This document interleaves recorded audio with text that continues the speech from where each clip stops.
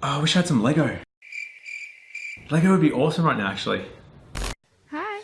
Okay. Today we're going to cover the 5 most common building mistakes we're seeing people make in Brisbane every day of the week.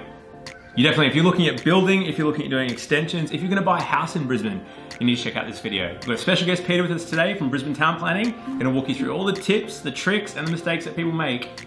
Let's go. All right, so Peta, first mistake you see people make all the time?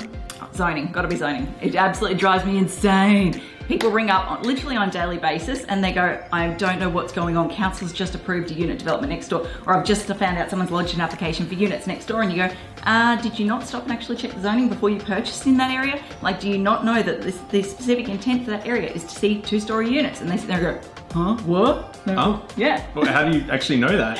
Why would you say something so controversial yet so brave? I have to stop myself and just go, it's not common knowledge, I need to be understanding all that sort of stuff. Number 1, you go to Brisbane City Council's interactive mapping program. Very simple. You search your site.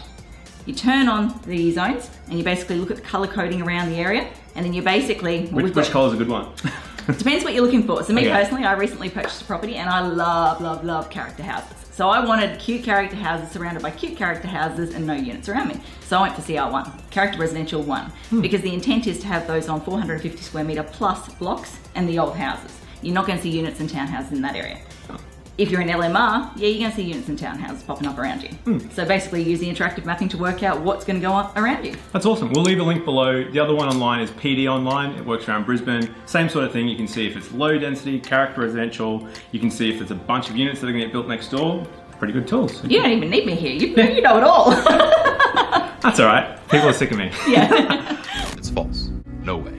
Not this time. All right, so I've bought this awesome house. I want to knock it down and, I don't know, build like a cool concrete mansion. Can I do it? You and everyone else. Yeah. Okay, this is one of the other big issues that we have all the time. People turn up on their doorstep and they go, I've just bought this absolute what would you call it? Yeah, perfect house. It's just perfect to knock down. Yeah, perfect to knock down. It's absolutely riddled with termites. It's rotten. It's falling down. You should see what's downstairs. Yes, I'm just going to bulldoze it. I'm just going to build this beautiful modern mansion.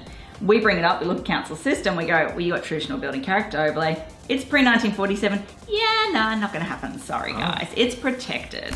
Stop! You violated the law. And everyone just sits there and goes, but it's my house. How can council stop me from demolishing my house? Unfortunately, that's the rules, guys. So yeah, the first issue is demolishing, but the second issue is what you can do when you're renovating that house. Council wants to see things that are sort of sympathetic and in character with the area. So I'm talking pitched roof forms, verandas on the front, lightweight materials, tin and timber sort of materials. You're not going to see massive sort of face brick everywhere. You're not going to see flat parapet roof forms and all that sort of stuff.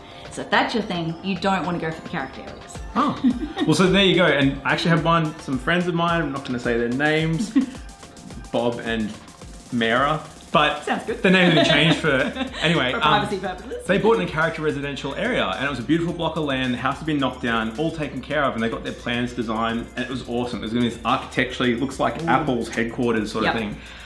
And then when they went to get their plans certified, the council knocked them back because it was a character residential area and you can't just put this beautiful ceramic thing out the front because everything else is all these old gable Queenslanders And the other issue is people go, but 2 doors down, they've done something modern or more modern than what you're telling us to do now. You got to remember the rules are getting tighter and tighter over the years. As the public gets more and more precious about the preservation of their heritage, there's more and more pressure on council to preserve those houses. So just because someone was a little bit more lax in the past doesn't mean you're going to get awarded the same courtesy going forward.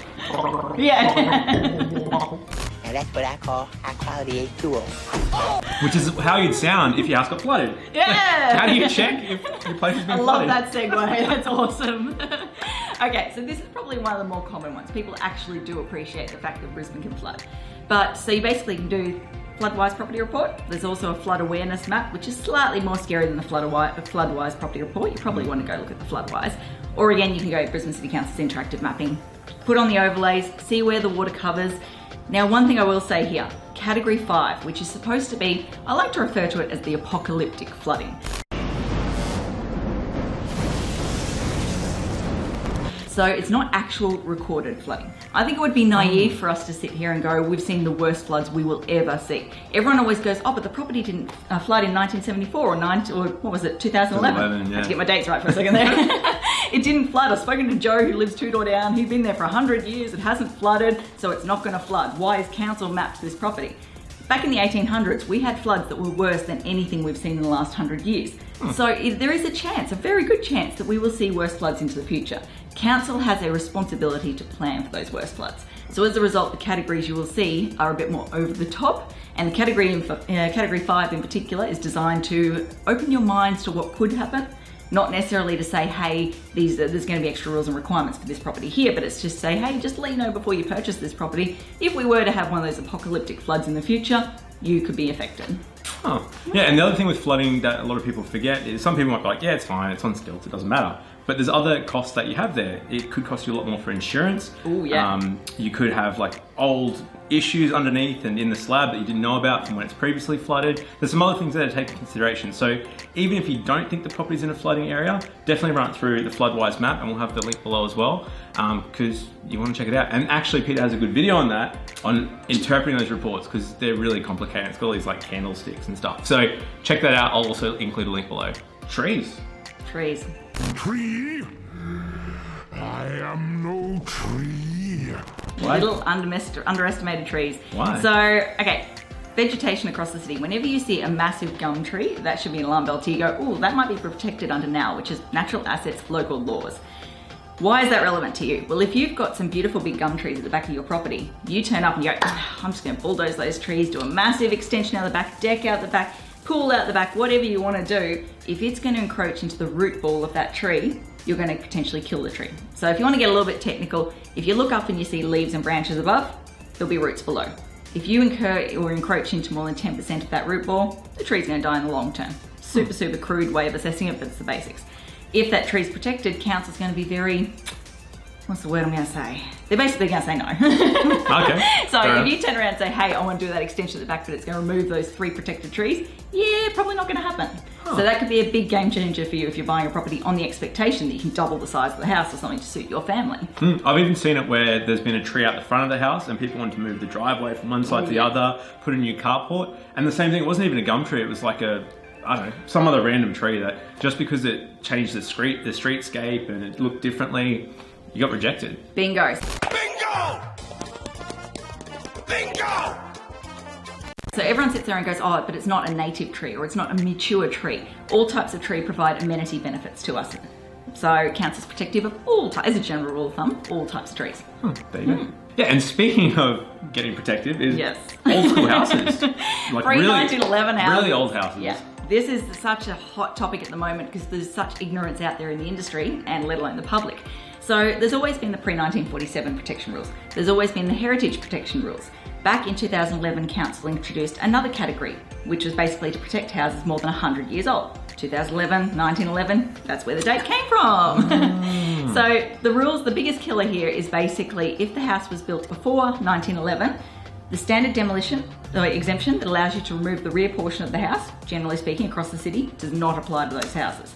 So this is why it's important, because everyone just goes, oh, you've got that low profile roof at the rear that everyone has, we'll just rip that off so we can do a nice flat extension at the back, get some nice head height at the back there.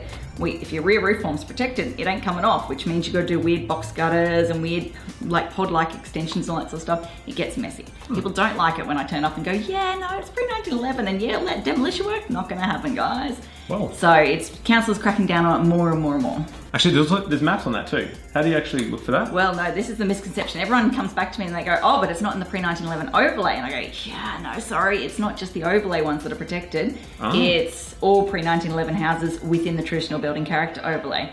We've done a video on that. Goes into a bit more detail. I won't bother talking about it now. Awesome. So that's it, guys. Peter, where do we find you?